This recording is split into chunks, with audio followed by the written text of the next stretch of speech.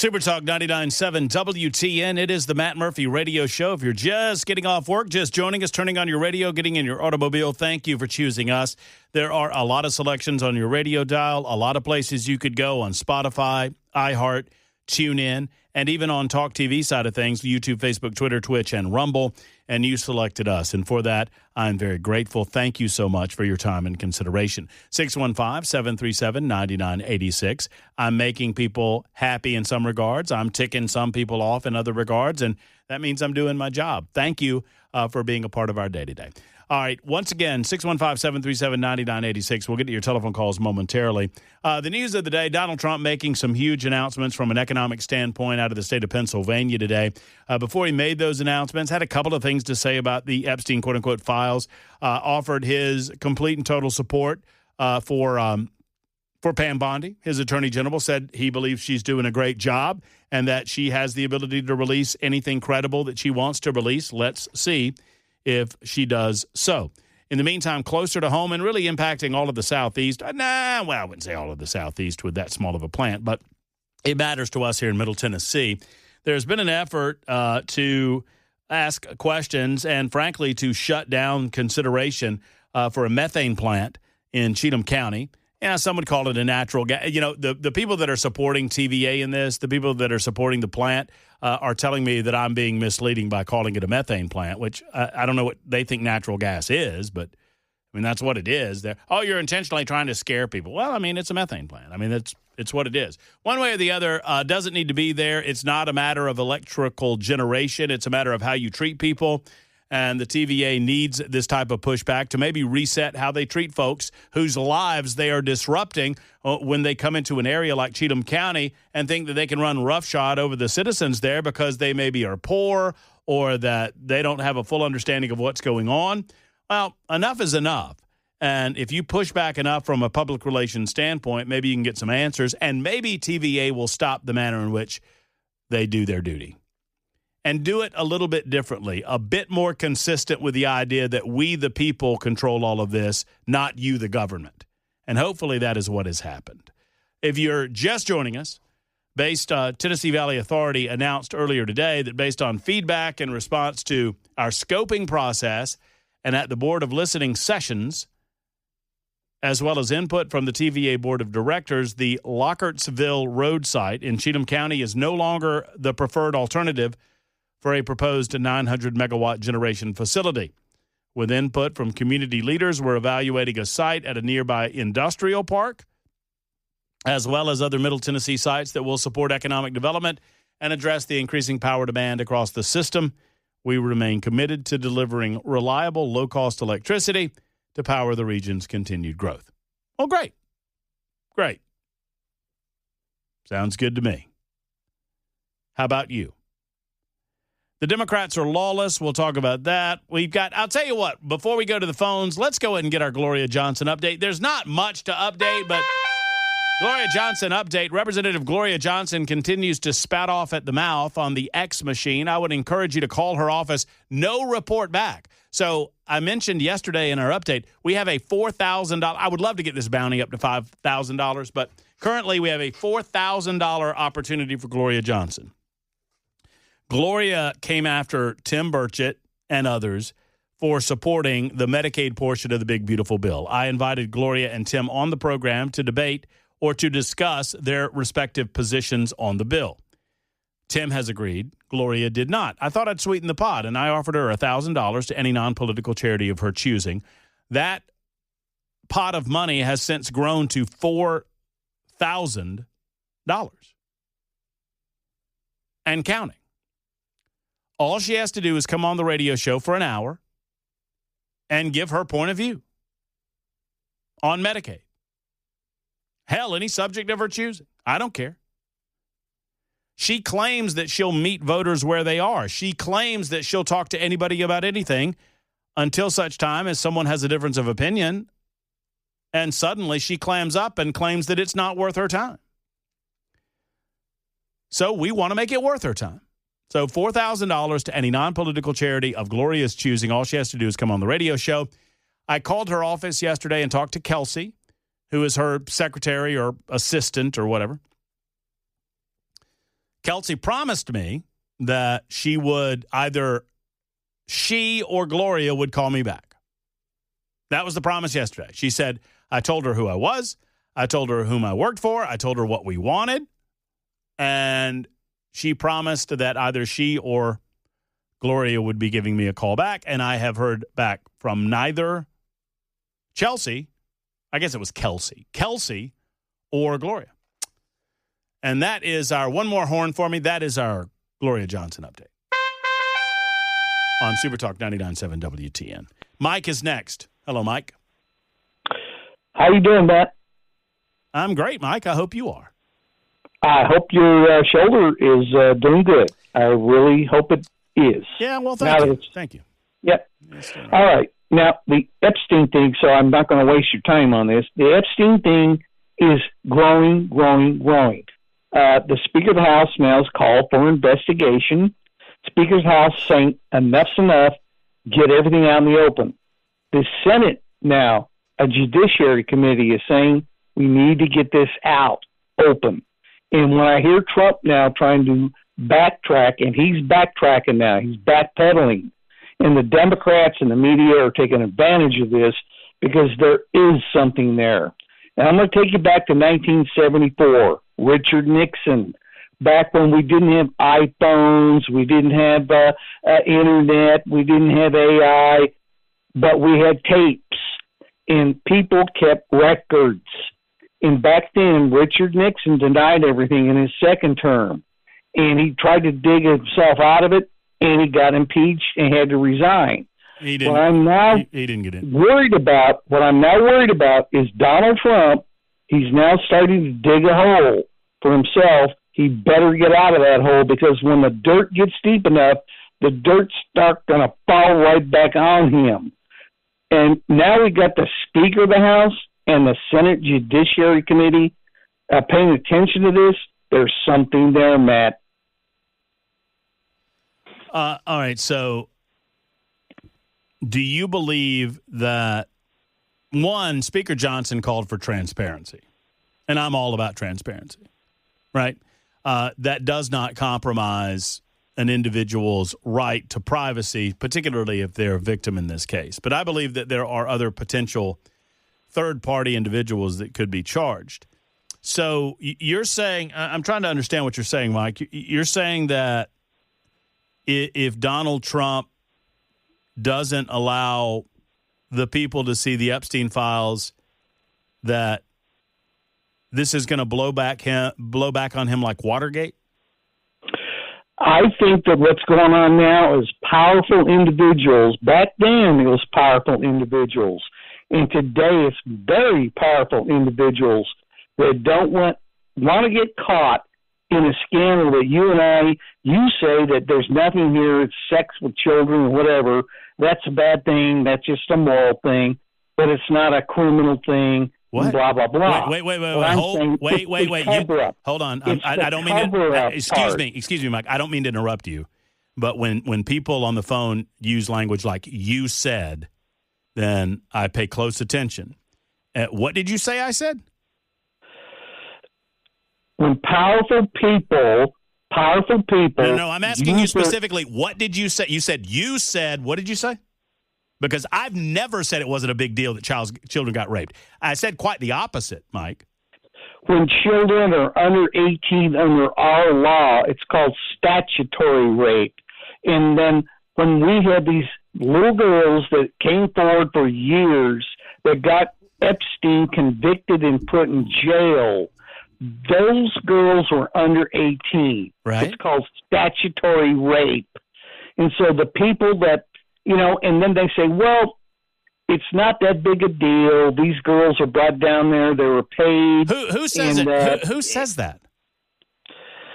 Matt, look. Mike, listen, buddy. Matt, hold on. I'm just trying to have a conversation. Mike, honestly. You keep interrupting me. Mike, I'm asking you a question. What I'm telling you is that there are a lot of powerful people.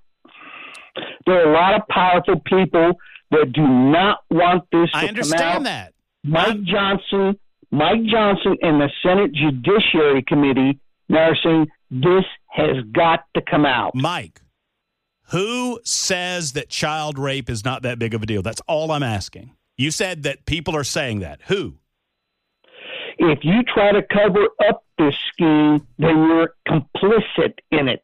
Mike, I don't disagree. I don't know who you think you're listening to. I've been a voice that wants full and total justice and transparency on this. Good. Then let's get Senator Hagerty and Senator Marsha Blackburn and Ogles and all the reps of Tennessee to say, you know what, Mike Johnson, do it. You know what, Senator Hagerty, you know what, Senator Marsha Blackburn, do it. Okay. Because Donald Trump ran in November on transparency. Okay. Let's get to the bottom of these scandals. Yeah, let's get to the bottom and bring them out. 100%. Thanks, Mike, for the call. I agree with you. I'm not trying to argue with you. You just understand. I want to have that dialogue with you, Mike. I do. I really do. But when you say you said, and then and then you say something that I never said, then I'm going to stop you and correct you. Richard Nixon was never impeached, by the way. Tom is next at TVA. Tom wants to talk about TVA. Tom, what's up? Hi. Back to TVA. You're not old enough to remember when Percy Priest Dam was built, but I am. And when it was built, somebody tried to blow it up.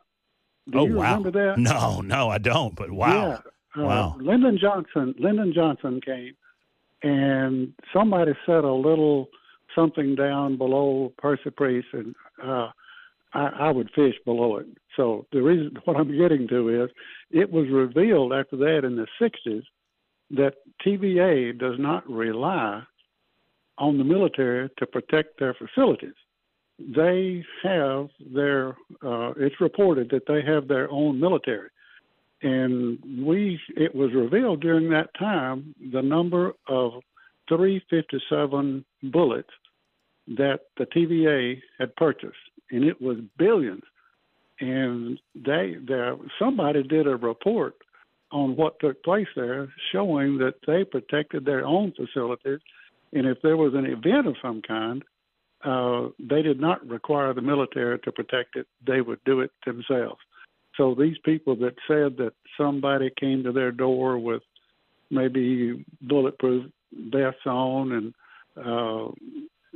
and maybe they had pistols, I don't know, but probably did. But anyway, they don't depend on anybody but themselves. So they are fully armed and ready to go. So when you so Tom, you're teaching me something today. So the TVA, the Tennessee Valley Authority, you're saying has its own military? They have a group of people that protect it themselves. They do. And I'm an old military collector, and some of these people that count the number of shells that have been purchased have revealed how many bullets the TVA has actually purchased. And during that time, right after Lyndon Johnson was here, after this, whoever this was, some goofball tried to blow it up, and it was just it didn't work.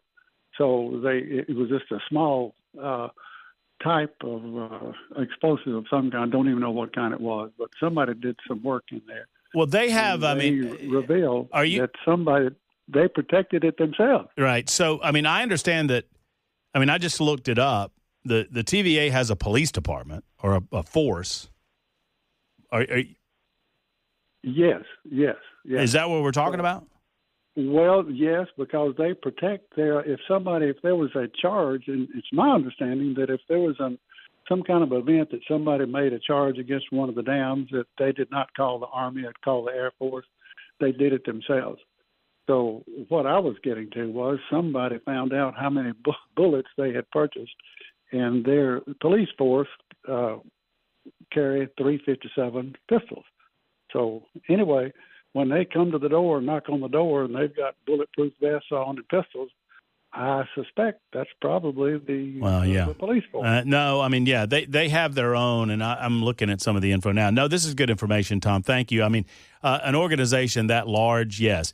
So much like I mean, I don't want to diminish what Tom is saying. I mean, obviously, this is apparently a part of the TVA. I'm reading the history of this as a part of the TVA Act of 1933, Title 16, U.S. Code 831C-3, authorizes TVA to designate law enforcement agents to assist in carrying out its mission. For decades, TVA Police and Public Safety Service provided this. The Violent Crime and Law Enforcement Act of 1994 designated TVA Police to become a part of a federal law enforcement agency. So they're not military per se, but they are a law enforcement agency. Tom, you're exactly right, and thank you for the info. 23 after the hour, Super Talk 99.7 WTN. Thank you, Ken Weaver. That's coming up in just a couple of moments. Nincompoops in the news after that. Your telephone calls always 615-737-9986. Y'all, the caller, I mean, a lot of you on the super text line are like, this guy doesn't know what he's talking about. Well, I mean, I understand he called it more of a military, but no, the TVA, I did a little research during the break there. The TVA has a police force, and by extension, one would expect that they buy bullets. I mean, you got to practice if you got a police force, and they got to protect all those dams and all of that other material property that they have. And obviously, some of those are very sensitive sites. Now, I do believe one story I just read indicated that while the TVA has a police force, in extreme danger, when some of these sites are deemed to be in extreme danger, they will call on our National Guard or our United States military. And apparently one of those times was post 9/11. In the uncertainty, in the aftermath of post 9/11, TVA apparently did develop some sort of a relationship or made a call to the National Guard and the United States military for backup in order to protect assets that they deem to be at risk. So there's that. Hey, we just got started in the 7th Congressional District, and we're already losing people in the race. How about that? According to the Tennessee Star, State Representative Jay Reedy of Aaron will not, underline not, seek the Republican nomination in the special election for the Tennessee 7th Congressional District. He announced this earlier this morning. I didn't even get to interview him. I mean, I was trying to line up all these interviews, and maybe we can just interview him. Well, anyway. Let's just interview him anyway. Let's interview him anyway, Ken. I mean, Jay, what's going on? How are you? Everything well with you? Why'd you decide to quit?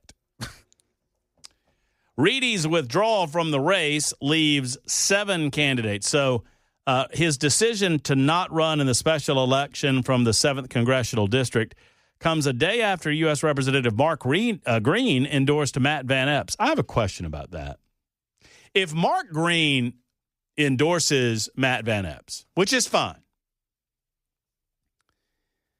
if Mark Green initiates a conversation about honor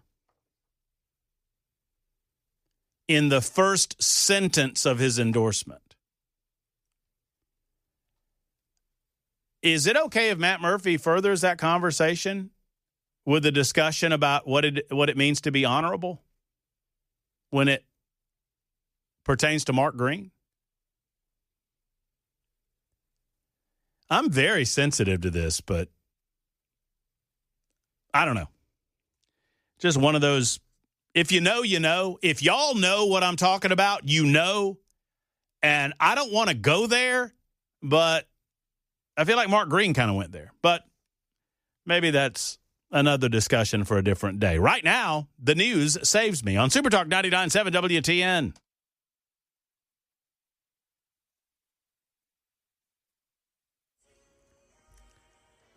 I'm Ken Weaver with your top stories. Got the full forecast and traffic in 5 minutes, and right now in Middle Tennessee, Smyrna police still dealing with a barricaded suspect inside the Legacy Wine and Spirits on Lee Victory Parkway.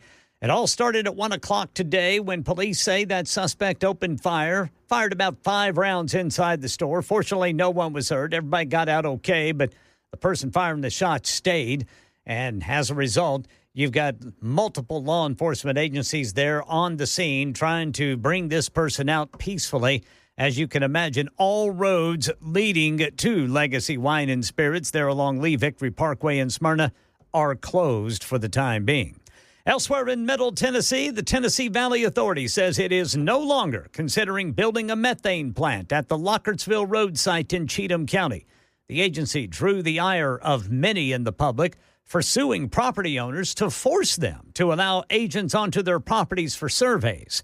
Well, that made country music star John Rich so angry, he called President Trump about it yesterday, then said a major announcement was coming today.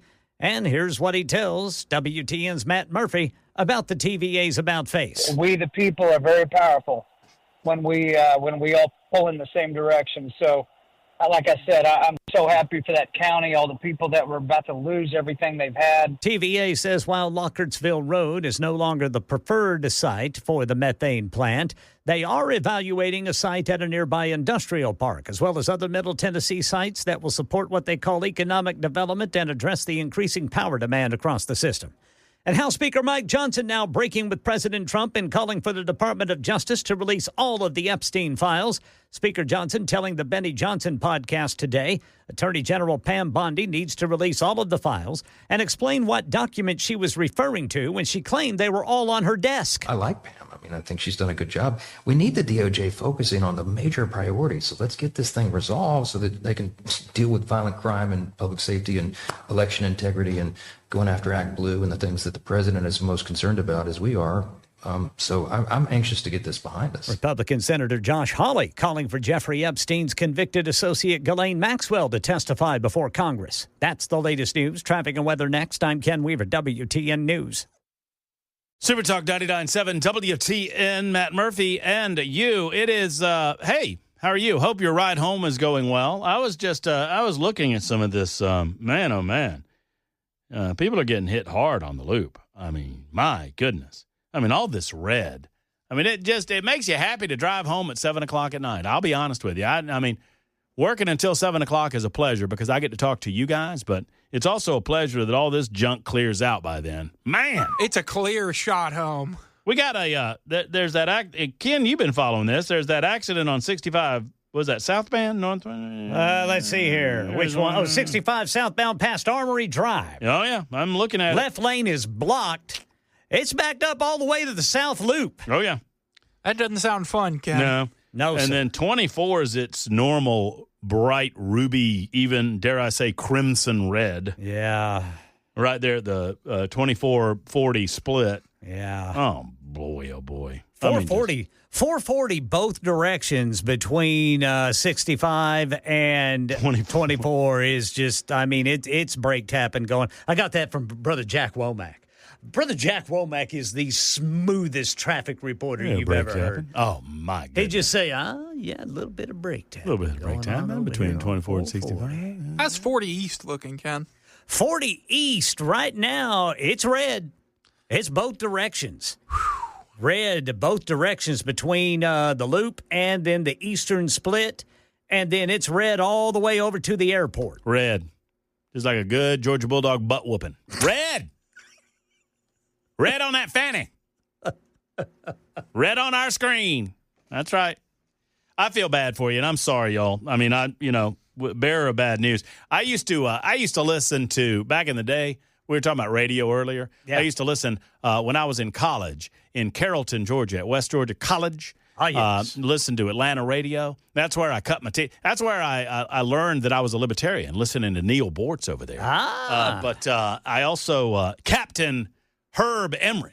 Captain Herb Emery. Oh, he was in the plane chopper or whatever the hell he was in. I think it was a chopper. Yeah. And he loved saying, he would say, this is what he would, Ken, let me show. 440 between 24 and 65. Stick a fork in it. It's done. That's what he'd tell you. That would have been a killer line on WBBQ, the pork. He would tell you to stick it. It was called the Q, Jackson. I will never call it that. Don't you besmirch. Although that would have been a good one. I mean, I never thought of it when we were a kid. But WBBQ, the pork. WBBQ. 104.3 FM, the pork. You know what? Now that I think about it, you remember that story I told you boys about doing the play-by-play from the Junior Livestock Show there in Garvin County? I will never forget it. I do believe one of the sponsors was Bob's Pig Shop. That seems a conflict of interest for old Bob, doesn't it?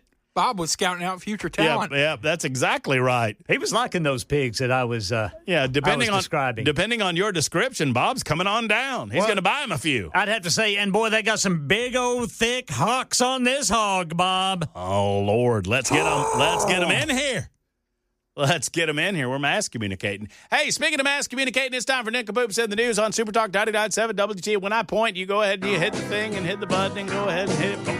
Nincompoops in the News. You know what the news is. I-24 is crimson red. No wonder it sucks. It's a Bama fan. There you go. See, or a Georgia fan. See, 7258 gets my jokes. Georgia doesn't have crimson in our colors there, Jackson. I don't know what shade of orange you people are supporting over there, but it is the most beautiful shade of orange. It's like pumpkin entered orange. It is not. It is too. I'm not. It's a beautiful color of orange. I'll wear it tomorrow. That's all well and good. That's fine. I got. Actually, no, I won't. Look. For those watching on the Talk TV, look at what I'm sporting. How about that? I went to Georgia in my college football video game experience. Look at there. It's my Georgia Bulldog Hey Dudes. Mm-hmm. How about that? Uh-huh. Yeah. I can't wait, man. I know, it's cannot gonna be good. wait. We wait so long, it goes by so fast. I know. Georgia chokes again in the playoffs. Speaking of playoffs, who won yesterday? I think it was Weaver, wasn't it? It was Brother Weaver. I think it was Ken Weaver, yeah. All right, so you know how we do it. We do some nincompoops. We find those wacky, wild stories, offbeat and off-putting in some cases, and we present them to you, and you get to vote. 615-737-9986. We have established a new rule that winner goes first. Ken Weaver was the winner. Ken Weaver goes first. All right, boys, I got this out of the New York Post. Uh-oh. Alleged South Carolina dirty teacher grins as she is released on bail after dropping a courtroom bombshell. Okay, it's not my story. Okay, good. An alleged dirty South Carolina teacher accused of molesting a teen student grinned in court as she was released on bail after it was announced that she is pregnant.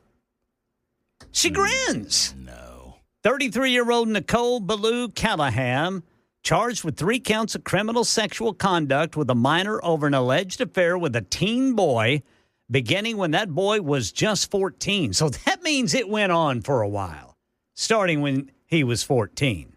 She turned herself in to the sheriff's department in Anderson County near Greenville last week. She's charged with 3 counts of criminal sexual conduct with a minor, and then at a hearing, her attorney asked that the court release her on bond because she is 8 or 9 weeks pregnant. Neither the defense nor the prosecution suggested who the father of the baby might be. Callahan does have a fully grown fiancé who was in the courtroom to support his alleged predator sweetheart. I don't understand that. There's a word for those types of people, and I'm not going to say it on the radio. Detectives began investigating Callahan in May and claimed the affair started. Okay, yeah, here it is.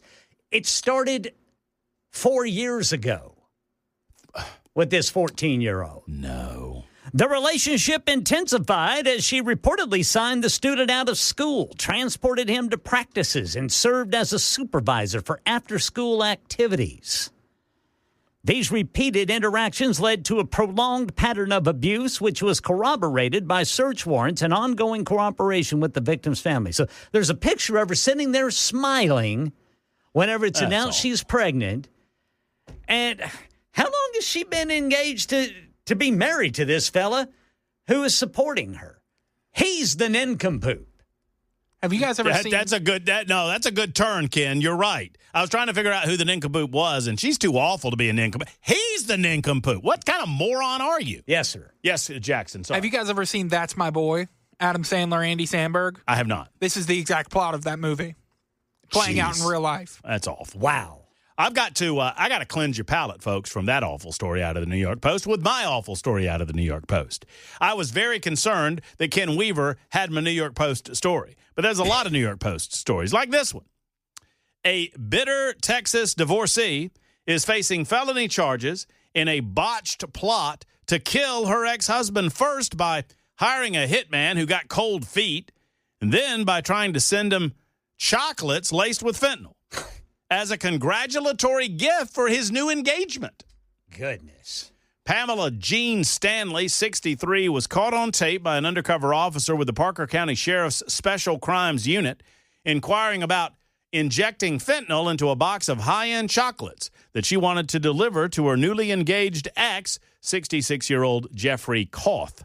The package would also include a faux honeymoon incentive from a travel agency, according to the sheriff's office. The deadly delivery was apparently Stanley's fallback plan. According to the victim, she first hired a hitman to assassinate her ex nearly 18 months ago. Goodness. But the paid assassin grew a conscience and warned the man of the plot against him. Koth or Kuth, I don't know how to pronounce his last name, Cauth, Koth, said, "I'm just fortunate that the hitman got a conscience and reached out to me. I've pretty much the better part of a year and a half lived with the lights off at the house, floodlights and cameras in the backyard. It's been an experience." Wow.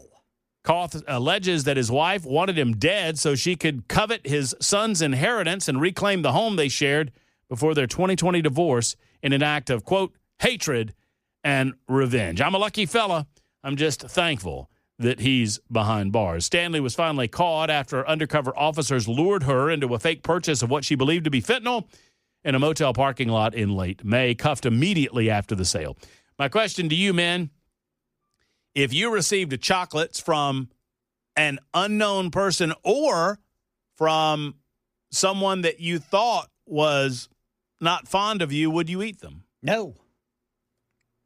What kind of chocolates we talking? The good stuff, Jackson. You give it a go? Yeah. We're talking, you know. They probably got me hook, line, and sinker if it's a Reese's cup. We're not talking about one of these Whitman samplers here. We're talking Those are about horrible. We're talking about the high-end stuff. Like a Ghirardelli peanut butter cup. Oh, now you're talking. Yeah. I mean, I'd risk it. Oh, yeah, they'd get me. I mean, how bad could it be? Jackson, your story, sir.